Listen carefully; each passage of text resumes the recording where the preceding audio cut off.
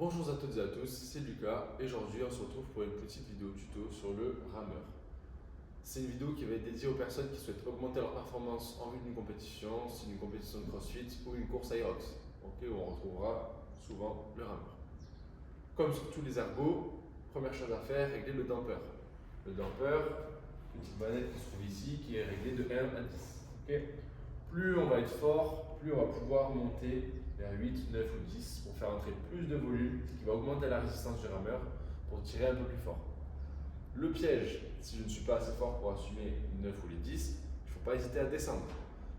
Si je reste à 9 ou 10 et que je n'ai pas le niveau de puissance ou de force nécessaire, je vais avoir une moins bonne posture et au final je ne vais pas réussir à tirer convenablement. On va me descendre à 8, 7 ou 6 en fonction de mon niveau pour pouvoir engranger plus d'aller-retour, plus longtemps sans cramer et garder une bonne posture efficiente pour un bon tirage. On verra juste après. Pour l'exemple, je vais mettre à 8 ou 9. Deuxième réglage sur le rameur, les pieds. Premièrement, on a les petites languettes ici pour retrouver la longueur des pieds. Donc plus je vais avoir des pieds grands, plus je vais aller vers le chiffre 3, 4 ou 5. Il y a même le sixième. Moi je vais le laisser à 3, là ils sont très bien. J'ouvre les languettes, je place mes pieds. Hop, bien au fond, ici on calme et je serre. Là. Ensuite, au niveau de la posture et du placement. Souvent, ce qu'on va voir, quand on prend la manette, les gens vont venir décoller les pieds et avancer au maximum pour chercher plus loin. Mauvaise posture. Nous, ce qu'on va vouloir, c'est un buste engagé légèrement vers l'avant, ou à 90 degrés.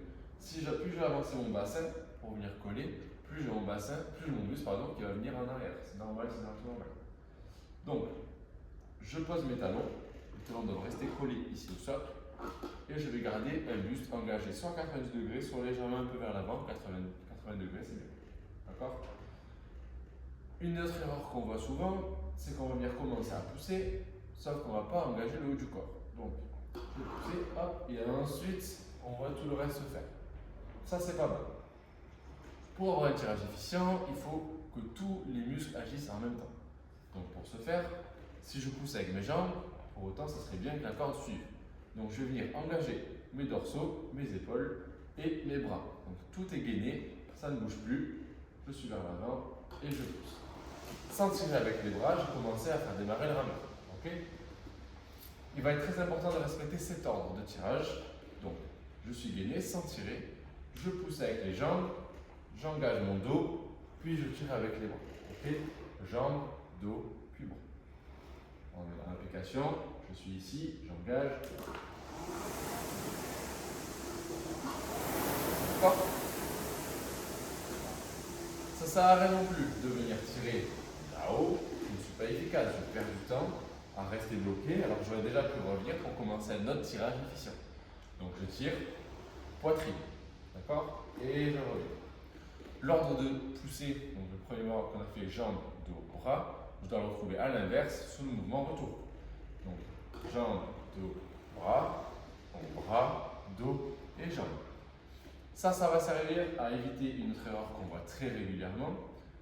C'est qu'en fait, quand vous revenez, souvent vous commencez à revenir avec les jambes avant de revenir avec les bras.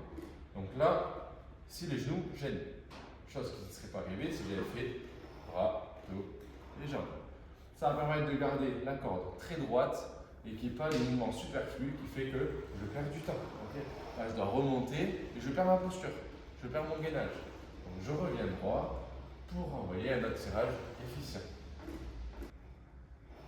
Une autre chose qu'on va devoir voir, c'est qu'un mouvement fort et lent va permettre de tirer plus fort qu'un mouvement rapide mais moins fort. Donc il vaut mieux prendre son temps pour faire un bon tirage là, avec de la force, se faire plein, on ne tire pas fort.